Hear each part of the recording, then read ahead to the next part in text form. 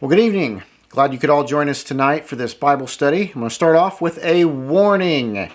Warning. Tonight we're going to discuss a paradox that's been used to try to disprove God. And it's one that I don't think is really very good, at least in my mind. I don't think it's a very good paradox. It's not a very good argument, but there are some who think it is a good argument. They think this is a really good argument, and they've got that smug attitude, and they think they figured out this great argument to defeat any notion of God's existence. And so we're going to dive into that tonight. We're going to talk about it, but the warning is it can get complicated.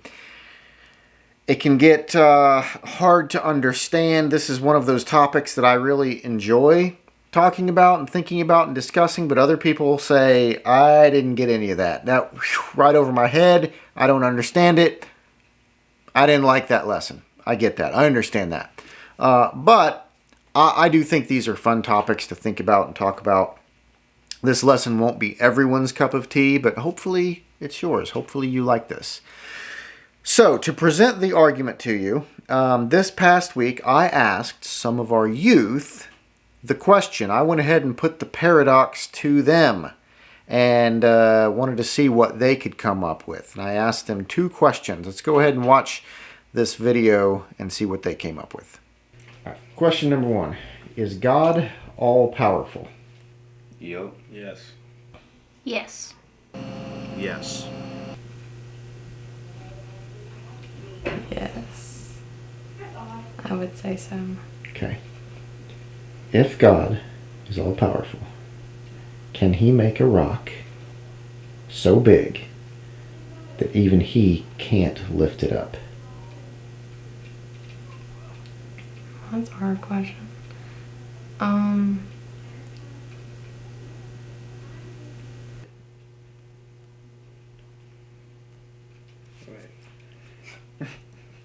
Okay.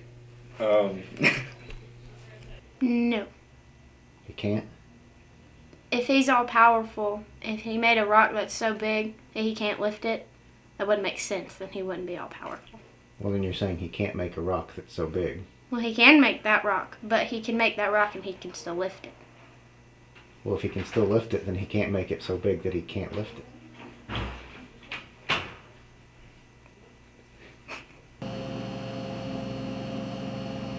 No. So no, he can't make one that big. So is he really all-powerful if he can't make a rock that big? Yes. Why? Because you can lift the rock. But he can't make a rock. He could make a rock that theoretically he couldn't lift, but he can lift it. So I would say that he could. So if he could, what you're saying is he can't lift it. Yes. Therefore, he's not all-powerful. I guess not then, but I guess he's more powerful in different ways than lifting a rock. So he's more powerful, but not in the physical ways. Yes. Then he's not all-powerful. I guess not then. But you said he was. So, Well, I mean, if he can make things, then I guess he can make it however he wants, and then if that would be his decision whether or not that he can lift it or not, right? okay. I'm sure he could lift it. No. I'm going to go with no. Yes. I guess. One half. Yes, and a half of no. Yes, and a half of no. But he can make the rock. If he can make it, he can lift it. So then he can't make one so big he can't lift it. But he can. It don't make sense. But if he could lift it, then he can't make it so big That That he he- can't lift he it. can't lift it. Therefore, he's not all-powerful. This hurts my feelings. Because I don't have... Then no, he can't That's trippy. If, like... Maybe I'm overthinking, but...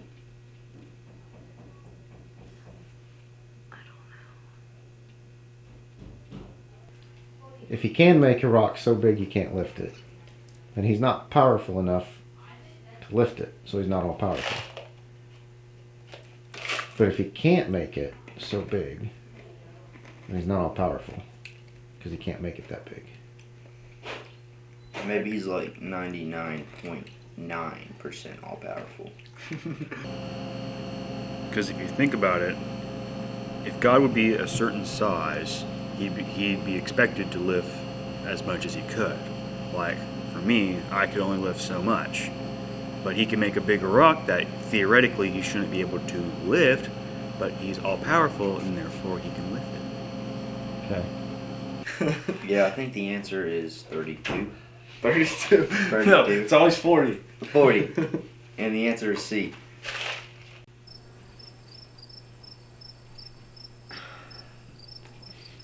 That's messing with my mind, Michael. All right, so this can cause some confusion. This question gets a little bit, oh man, how am I supposed to answer that? It's a little bit weird. If we think about it, there's no way to really answer the question. Either way, yes he can or no he can't, it demonstrates that God's not all-powerful, however we answer it. Therefore, the conclusion we have to come to is he can't be all-powerful. Well, if he can't be all-powerful, he can't really be the creator God that we claim he is. So how exactly are we supposed to respond to the question? If we believe, yeah, he's all-powerful, but then this gets put to us, how are we supposed to answer that? After thinking about it for a bit, Keller actually came up with the right answer. I don't think he knew the profoundness of what he was saying. I don't think he knew he had the right answer or what he was onto, but he did arrive at the correct conclusion. Here it is. Listen to this. That's like asking the dude that made swords and shields and they're the best ever, impenetrable, and can penetrate anything. But can they penetrate each other? And can the sword penetrate the shield, and can the shield hold up to it? Exactly. That's an unanswerable question. All right, so you can rephrase this paradox in all sorts of different ways. It's the same thing as if an immovable object was hit by an unstoppable force, which one would win? Well, if the immovable object won, then the unstoppable force isn't really unstoppable, is it? That was shown to be a false premise. It was lying. It wasn't really unstoppable. But if the unstoppable force wins, then the immovable object actually can be moved. Either way you go, one of them's lying. They can't both be what they claim to be. They can't both be absolutes. Keller uses the example of a sword and a shield. You know, they're both the best there's ever been, except which one's going to win? We could come up with all sorts of other examples along this line. And what all these examples have in common is that they are contradictory in reality. They both can't exist at the same time. They both can't be true. And so as presented, there is no answer. There's no way you can answer it. The only way to answer it is if you show that one side of the equation is lying. One side has to be true, the other side has to be false. The immovable object really was movable after all. The sword wasn't as strong as originally claimed, or God really isn't all-powerful. The problem with these questions is that they are actually nonsense. See, they're phrased in a way that seems like, oh, here's a paradox, here's something I need to consider, but they're actually nonsense. This question makes a good paradox because of the self-contradictory nature of itself, but it's actually a bad way of doing theology. And it fails to prove what some people think that it proves. There's a flaw in trying to apply this to God. There is a flaw in trying to say this is logic that applies to God. Millard Erickson, is a theologian, and he wrote this really big book called Christian Theology. And I want to just read what he says about this particular paradox, this particular question. He's talking about God's omnipotence, God being all-powerful. And he says, there are, however, certain qualifications of all this all-powerful character of God. He cannot arbitrarily do anything whatsoever that we may conceive of. He can do only those things that are proper objects of his power. Thus, he cannot do the logically absurd or contradictory. He cannot make square circles or triangles with four corners. He cannot act contrary to his own nature. He cannot be cruel or unconcerned. He cannot fail to do what he has promised.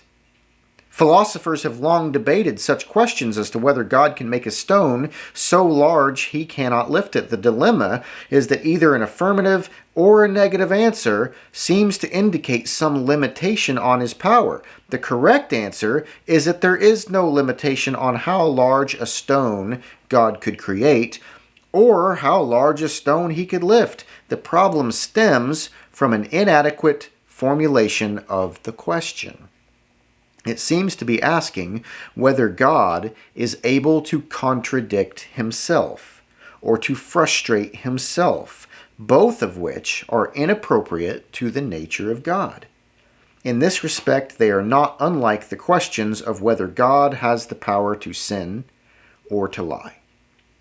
That's what this theologian says. And see, the problem isn't with how do we get an answer. The problem was with the question itself. It's the entire premise of the question. It's that it's asking God to not be God. It's asking God to contradict himself. It's asking God to be inconsistent. If there were any way to answer this question, then it means that God isn't really who he claims to be. And in Numbers 23, verse 19, it says, God is not man, that he should lie, or a son of man that he should change his mind. Has he said, and will he not do it? Or has he spoken, and will he not fulfill it? You see, God is consistent, and God is constant. If there is a way to answer this question, then God would not be consistent or constant. Hebrews 13:8 says, Jesus Christ is the same yesterday and today and forever. One of the ways that people want to disprove God or to somehow undermine the entire concept of God is to show him to be inconsistent. How often have you heard people say, well, there are contradictions in the Bible. I don't listen to the Bible. I don't like the Bible. I don't like the Christian religion because there are contradictions in there. You ever heard that before? The reason that argument sticks with people is because if there are contradictions, then you can't trust it. If there are contradictions, you can't know what's real. If there are contradictions, it can't be real. It's got to be made up. It's something that's false. It's something you can't put your faith in. And in a similar way, if God himself, if our conception of God isn't consistent, then he's not a God we can depend on. He's not a God we can rely on. If God's, in theory, all-powerful, if we say that he's all-powerful, but it turns out that in reality he's not, then he's not really the God that we claim to worship. He's not really the God that we're preaching about. And he's not really a God worth worshiping. Now, there have been some theologians who have tried to go ahead and answer this question rather than just saying, well, that just doesn't make sense. It's just a crazy paradox. Some have said, okay, let's come up with a legitimate answer to this. Norman Geisler, William Lane Craig, those are two famous theologians. They say that the paradox assumes a wrong definition of omnipotence. Omnipotence, they say, does not mean that God can do anything at all, but rather that he can do anything that's possible according to his nature. God cannot perform logical absurdities. He cannot, for instance, make 1 + 1 = 3. God cannot make a being greater than himself because he is, by definition, the greatest possible being, right? So they're saying omnipotence is the ability to do anything that is actually logically possible. If it's something absurd, then it doesn't fall under omnipotence because it's absurd. Another theologian, he says the answer is yes to the question. God can create the stone, and he can also lift the stone. Quote, "For why should God not be able to perform the task in question? To be sure, it is a task, the task of lifting a stone which he cannot lift, whose description is self-contradictory. But if God is supposed capable of performing one task whose description is self-contradictory, that of creating the problematic stone in the first place, why should he not be supposed capable of performing another, that of lifting the stone? After all, is there any greater trick in performing two logically impossible tasks than there is in performing one?" I like the explanation. It gets kind of confusing. It's hard to grasp in our mind, but what this does is turn the question itself on its head. The question is a paradox. The question is a logical absurdity because it can't really happen. And so what this guy does is he comes up with an answer that becomes itself a logical absurdity.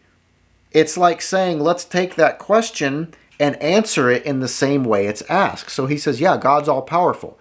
So can he create a stone so large that he can't lift it? Well, yes, he can create the stone, but yes, he can also lift it. How does that happen? I don't know. It's a paradox. Just like the question you just asked. The question was absurd, so the answer is absurd. The question's a paradox, the answer is a paradox. Yes, he can do both things. He can lift the stone, and he can create one so large he can't lift it. How does that happen? I don't know. That being said, even though I like that answer is fun. I don't think it's a very good answer for people who might be contemplating this. Instead, I prefer to go with the absurdity argument. And the problem with the question is that it actually has to leave reality to make a point. If someone is actually thinking about this and struggling with this question and trying to come to terms with this question, my preferred answer to them would be that the question itself is absurd. The question has to leave reality. You have to start talking about triangles with four corners. You have to start talking about square-shaped circles. To make your point, you have to present logically incompatible ideas. And then, once you've got logically incompatible ideas, you have to stick God in there. Put him into the mix of what was already logically incompatible. And that is called bad argumentation. That's called a bad way of debating. That's not a good way to make a point. And that's the approach that C.S. Lewis takes.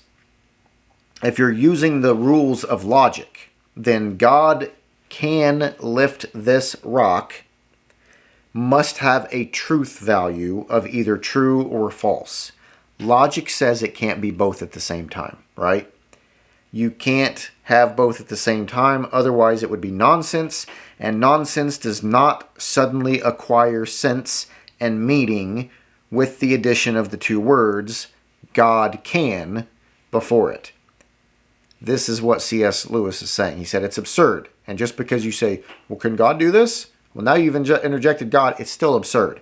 And the best part of C.S. Lewis's argument is, quote, "It is easier to teach a fish to swim in outer space than to convince a room full of ignorant fools why it cannot be done." We could have a very long, very complicated discussion on this question. In fact, there's plenty of stuff on the internet about this very question. People go round and round and round. There's some serious theologians, serious philosophers who have some really good arguments and discussions and debates about this. And then there's a lot of other bad stuff too. In the end, we just need to remember a couple of things. Number one is Job 38:4-7. And that's God talking there. And he says, "Where were you when I laid the foundations of the earth?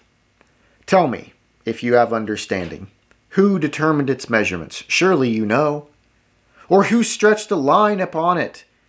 On what were its bases sunk, or who laid its cornerstone, when the morning stars sang together and all the sons of God shouted for joy? God is the maker of all that there is. He is the one who brought what we call reality into existence. And we do not, we will not, and we cannot comprehend and understand just how big He is, just how powerful He is. The infinite is something our finite minds just cannot grasp.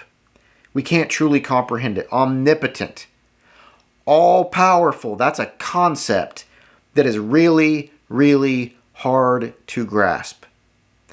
And Isaiah 55 verse 8 says, "For my thoughts are not your thoughts, neither are your ways my ways, declares the Lord." And so we have to understand, He's just so big. When we talk about these paradoxes and these weird questions, we're getting into yes, it's absurd, it's logically impossible, but also God exists in a realm. Again, we're applying that word God. Can God do this? God can do that. All of these things. We start interjecting God. We can't go onto God's level of existence. We can't be where God is, know what God knows, and just sort of compete on that level, right? He's just so far above us. He's so huge. The other thing we have to remember, however, is that God is consistent and He is constant. He's not a God of confusion. Even though He is so far above us, even though He is on a completely different plane, He is omnipotent, He is infinite, He is all of these things that we can't wrap our head around. He is still constant and consistent. He's not a God of logical absurdity.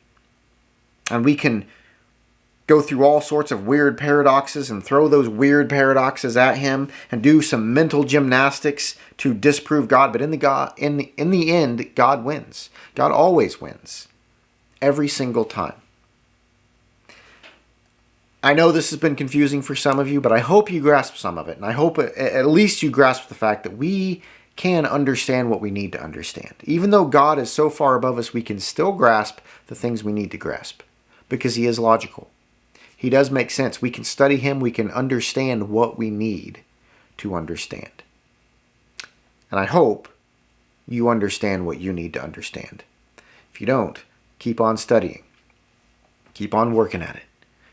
Keep on going to God in prayer and asking Him, help me understand, God. Help me know You better, draw closer to You, walk more closely with You. I hope all of you are having a great week. I hope you continue to have a great week. And I hope you will ponder these things, and these things I hope have been beneficial to you. Can't wait to see you all on Sunday. Have a great week. Bye.